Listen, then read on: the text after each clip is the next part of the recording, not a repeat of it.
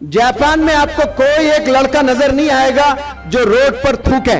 95 years का कोई बूढ़ा इंसान जापान में कोई चीज खा लिया और उसके हाथ में ट्रैश है, वो 20 किलोमीटर ट्रैवल करेगा बस में बैठकर, लेकिन उस ट्रैश को कभी फेंकेगा नहीं रोड पर। आज हमारे देश में हम दीवारों पर गुटखा खाकर ऐसा थूकते हैं, जो एमएफ हुसैन कभी गुजरे वो शर्मा जाए कि कैसी पेंटिंग कर दी है। वैली के सड़कों पर सारे स्कूल्स के बच्चे चल रहे हैं और हाथ में कुछ खाने की चीज है, वो खाकर फेंक दे रहे हैं। और अगर कोई नहीं फेंक रहा है तो वो बिरला ओपन माइंड स्कूल्स के बच्चे होने चाहिए। इसीलिए मैं बच्चों से अक्सर कहता हूं कि आप एक हाथ में किताब यानी स्कूल का बैग और एक हाथ में टीचर का हाथ आप पकड़ लें तो आप कल के ग्लोबल लीडर्स बनने वाले हैं। इनमें से कोई नेल्सन मंडेला निकलेगा, कोई अब्राहम लिंकन निकलेगा, कोई डॉक्टर एपीजे कलाम निकलेगा, कोई महात्मा गांधी निकलेगा, कोई मौलाना अबुल कलाम आजाद निकलेगा इंशाअल्लाह। इतने सारे बच्चे रोजाना स्कूल को जाते हैं इंडिया में और अक्रॉस द ग्लोब, सुबह सुबह सर्दियों में जाकर। अब ये जब स्कूल जाते हैं इन्हें मालूम ही नहीं होता है, अगर पूछें कि बेटा आप स्कूल क्यों जा रहे हो, they can not answer, just to gain knowledge, बस इतना ही बोलते हैं। ऑब्जेक्टिव्स का मालूम होना बहुत जरूरी है।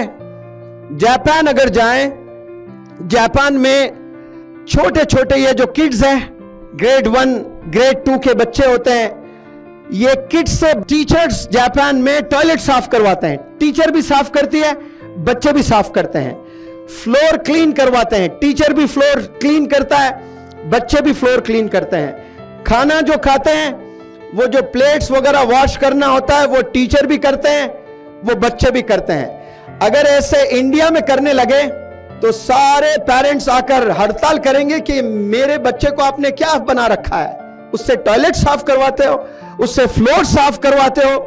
नीटनेस और क्लीनलीनेस पर पहले 2 साल किताबें नहीं होते बच्चों के हाथ में, मैनर्स सिखाते हैं, वैल्यूज सिखाते हैं, डिसिप्लिन सिखाते हैं। जापान में आपको कोई एक लड़का नजर नहीं आएगा जो रोड पर थूके। 95 इयर्स का कोई बूढ़ा इंसान जापान में कोई चीज खा लिया और उसके हाथ में ट्रैश है, वो 20 किलोमीटर ट्रैवल करेगा बस में बैठकर, लेकिन उस ट्रैश को कभी फेंकेगा नहीं रोड पर।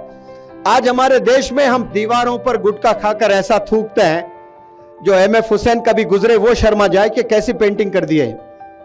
ये हाल होता है यहां पर। और हम लोग चाहते हैं कि ग्रेड 1 में कोई बच्चा जाए, नर्सरी में जाए, फर्स्ट स्टैंडर्ड में जाए, सेकंड में जाए, तो पेरेंट्स के क्या एक्सपेक्टेशंस होते हैं कि बच्चे पोएम्स पढ़ें और कुछ डेमोन्स्ट्रेशंस करें, और कोई एक पोएम उसको नहीं आ रहा है तो आप टीचर्स को ब्लेम करना शुरू कर देते हैं, अरे मेरा बच्चा तो कुछ पढ़ ही नहीं रहा है। आप जाएं फिनलैंड, न्यूजीलैंड, जापान, ये 3 एजुकेशन में दुनिया में सबसे टॉप है। ये लोग पहले जो 3 साल काम करते हैं ना बच्चों पर, सिर्फ डिसिप्लिन पर ही काम करते हैं। इसके बाद वो बच्चे जो 60 साल जिंदगी जीते हैं, वो 60 साल के लिए रूटीन वर्क हो जाता है।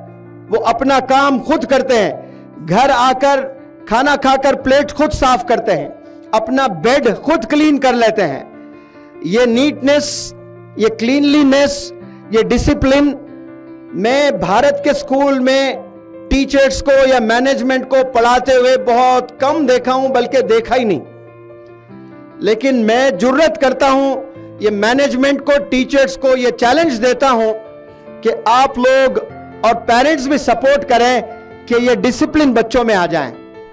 वैली के सड़कों पर सारे स्कूल्स के बच्चे चल रहे हैं और हाथ में कुछ खाने की चीज है, वो खाकर फेंक दे रहे हैं। और अगर कोई नहीं फेंक रहा है तो वो बिरला ओपन माइंड स्कूल्स के बच्चे होने चाहिए। ऐसी ब्यूटी आपने इंपार्ट करना है बच्चों में।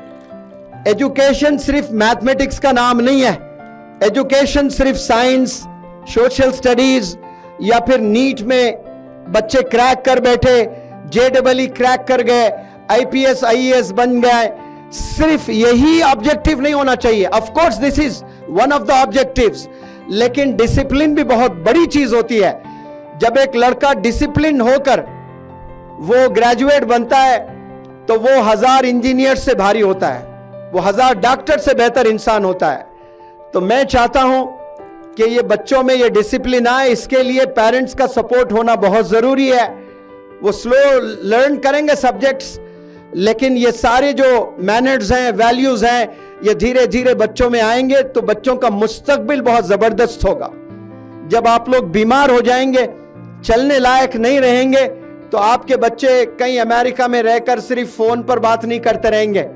दे understand, they realize the greatness of their parents and they come and spend time with you. आज ऐसे कितने पेरेंट्स हैं बीमार पड़े हुए हैं, जिनके बच्चे अमेरिका में है, यूके में है, and they have no time to come. Hyderabad में एक वाकया हुआ है, एक पेरेंट बीमार था, उसके पास में billions and billions of rupees थे, इतने बड़े बड़े एसेट्स थे। उसका इंतकाल हुआ है और बेटा 3 महीने के बाद आया। क्यों आया? उसको पता चला कि वालिद के पास बहुत एसेट्स है और वो एसेट्स का बंटवारा हो रहा है, लोग छीन ले रहे हैं, उसको ले रहे हैं। तो वो एसेट्स को बचाने के लिए आया। डैड बीमार था तो बचाने के लिए नहीं आया, डैड के एसेट्स को बचाने के लिए आया। अब वो अगर अमेरिका में बिलियनियर भी है, वो नासा में भी काम करता है, तो कोई बड़ा काम नहीं करता है। क्यों? अपने वालिद के आखिरी वक्त खिदमत करने में नहीं आ रहा है। तो ये जो वैल्यूज हैं, मैं चाहता हूं कि ये मैनेजमेंट, टीचर्स, पेरेंट्स तीनों इकट्ठा बैठकर डिसाइड करें कि आप लोग बच्चे में क्या क्या देखना चाहते हो, ऑब्जेक्टिव्स बनाएं, फिर उस पर काम करें। और बच्चों की तरफ मैं आता हूं कि बहुत से बच्चे नॉलेजेबल हैं, टैलेंटेड हैं, लेकिन सोशल मीडिया की वजह से अपने करियर को बर्बाद कर चुके हैं। सोशल मीडिया, ये जो फोन होता है, ये फोन में 4-4, 6-6, 8-8 घंटे भी टाइम स्पेंड करने वाले नौजवान बच्चे आज इस दुनिया में मौजूद हैं। और वो एंजॉय तो जरूर करते हैं, प्लेजर तो जरूर मिलता है उन्हें, लेकिन वो जो प्लेजर है फॉर नेक्स्ट 2 years, 4 years और 5 years या 25 years तक एक बंदा एंजॉय करेगा। But once they are married and they have children and they start feeling the pinch, feeling the pain. जिंदगी का जो असल चैलेंजेस है ना, वो 25 साल के बाद होते हैं। तो आप 15 साल से 25 साल तक मोबाइल में जिंदगी गुजारी, आपने खूब अय्याशी की, आपने खूब मजे लूटे हैं, लेकिन जब जिंदगी असल जीनी होती है, आपके पास में अच्छी जॉब नहीं होती है, आपके अच्छे दोस्त नहीं होते हैं, दोस्त कम हो जाएंगे उसके बाद। अब जब चैलेंजेस होंगे, शादी होंगे, बच्चे होंगे, आप बहुत परेशान रहेंगे। ये कंपटीशन का जमाना है, पेरेंट्स की भी जिम्मेदारी है बच्चों को मोबाइल फोन से दूर रखें। मोहब्बत में ग्रेड 1 से माँ को टीवी देखना होता है और माँ बच्चे को फोन देकर खाना सामने रख देती है, बेटा खा लो। अब बच्चा एंजॉय करते हुए खाना भी खा रहा है और मोबाइल में कुछ गेम्स भी देख रहा है और माँ टीवी में सीरियल देख रही है। मैं पेरेंट्स को ये मैसेज देना चाहता हूं कि आप लोग भी बड़ा मेजर रोल अदा करते हैं, आप लोग खूब मेहनत करें, क्योंकि यही एसेट्स हैं। और मैसेज देना चाहता हूं बच्चों को कि आप लोग के पास में ये जहां है, आप अपने स्किल से पूरे दुनिया को फतेह कर सकते हो, बड़े बड़े कंट्रीज आप विजिट कर सकते हो, और ये एजुकेशन से ही पॉसिबल है। आप एजुकेशन अच्छे स्कूल में हासिल कर रहे हो, अपना पूरा वक्त किताबों में बिताएं।